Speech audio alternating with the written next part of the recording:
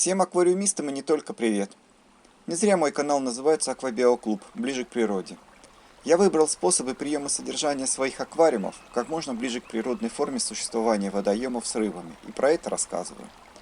Не буду затрагивать сегодня основной биоспособ содержания моих аквариумов без подмен воды. Это отдельная большая тема, и она требует еще некоторого времени для наглядного результата. 20 месяцев пока считаю недостаточно. Сегодня затрону биотему фитотерапии в аквариуме. Уточню, что такое фитотерапия. Это метод лечения различных заболеваний у живых существ, основанный на использовании растений и комплексных препаратов из них. Из этого вытекает предмет сегодняшнего рассмотрения, а именно использование в аквариуме чая и коры дуба. Сюда же можно смело отнести торф, комплексное фитосредство, используемое в аквариумистике. Но тему использования торфа в этом видео я тоже затрагивать не буду, так как она очень обширная и требует отдельного особого внимания. Оставим ее тоже на потом. Сегодня я подробно расскажу и покажу, как я применяю чай и кору дуба на протяжении более 1,5 лет в своих аквариумах, а следовательно, неголословно знаю их эффект.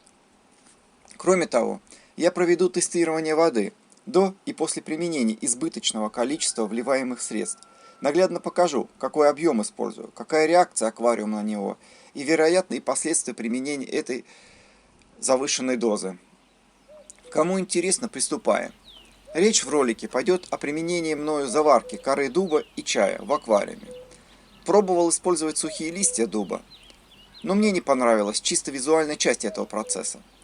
При сильном течении в моих аквариумах листья постоянно плавали по аквариуму, и по мере их растворения в аквариуме и подгрызания креветками аквариумы имели очень неприглядный вид, а у меня все-таки не биотопный аквариум. Поэтому остановился на чае и коре дуба из пакетиков. Дешево, практично и сердито. Листья миндаля, шишки, ольхи и другие средства не использовал, а посему фантазировать и разглагольствовать по их поводу не буду. Теоретически также прекрасно подходит для применения. Немного теории. Зачем применять и можно ли применять в аквариуме чай и кору дуба?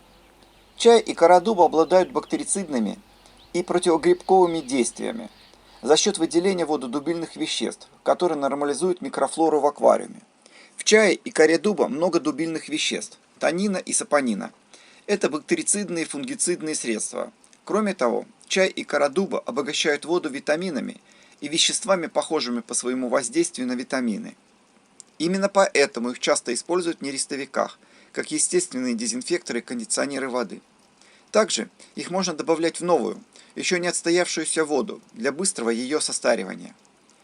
Чай снимает стрессовое состояние у рыб после транспортировки, пересадки, после лечения лекарственными средствами и солью. При добавлении в аквариум у рыб быстро затягиваются раны, имеющиеся на кожных покровах и слизистой. Еще одно незаменимое свойство чая, как для людей, так и для рыб – тонизирующее воздействие. Добавление в аквариум чая улучшает активность и поднимает тонус у рыб. Чай – отличный водный кондиционер, особенно для водопроводной воды. Он безопасен для бактерий, в том числе нитрификаторов. Свойство чая – старить свежую залитую в аквариум воду и делать ее благоприятной для жизни гибрионтов и полезных бактерий – позволяет использовать его для скорейшего установления азотного цикла в аквариуме и применяется при быстром запуске аквариума. Чай содержит огромное количество биологических веществ, в том числе, хотя и незначительное количество, но все же, содержит гуминовые кислоты.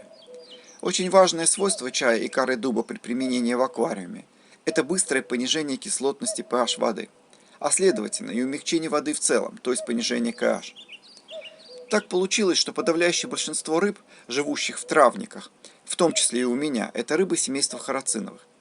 В естественной среде рыбы из этого семейства обитают в водоемах Африки, Южной и Центральной Америки. Им больше всего подходят для обитания стоячие водоемы, либо водоемы со слабым течением, где мягкая и старая вода, много растений, органических и гуминовых кислот.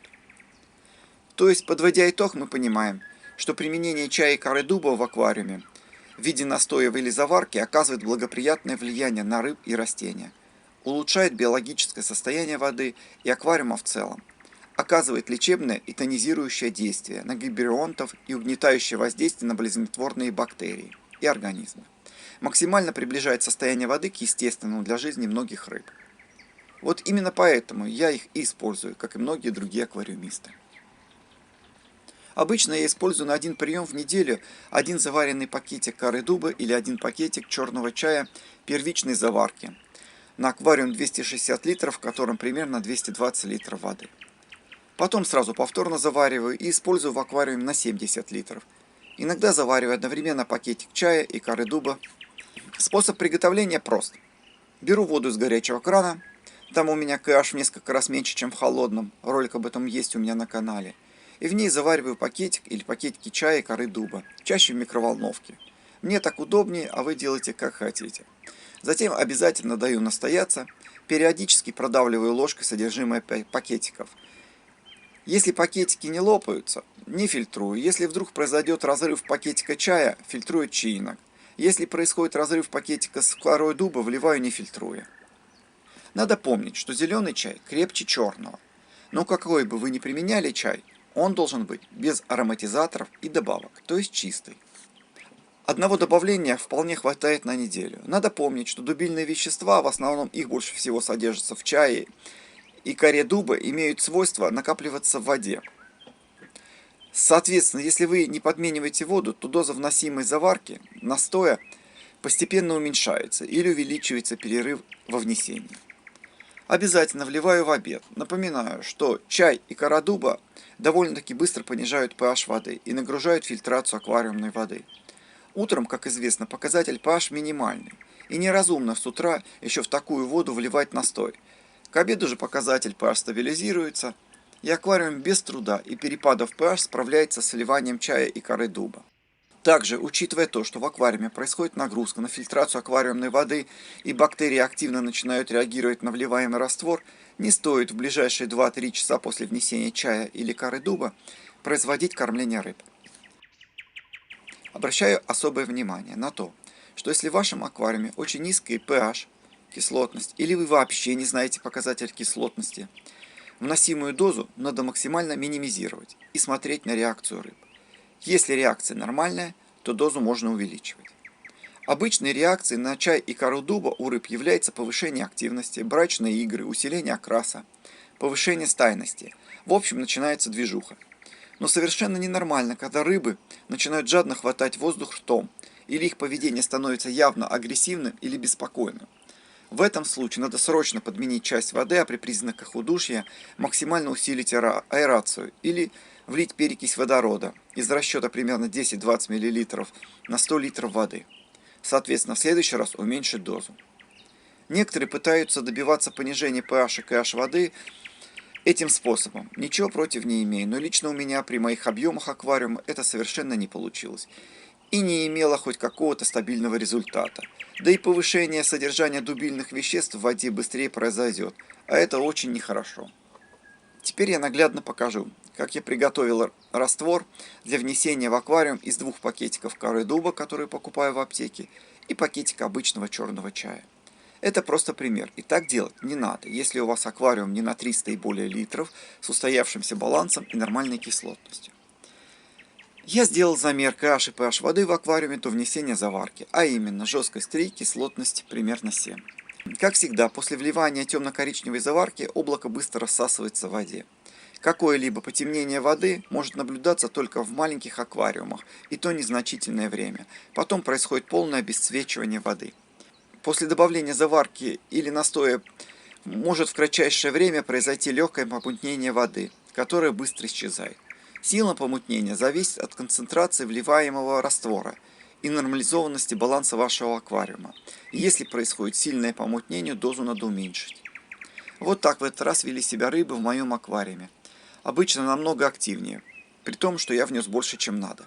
Рыбы отреагировали совершенно спокойно, но может чуть поактивнее стали, особенно родостомусы, которые сразу сбились в стаю, хотя они у меня и так самые стайные.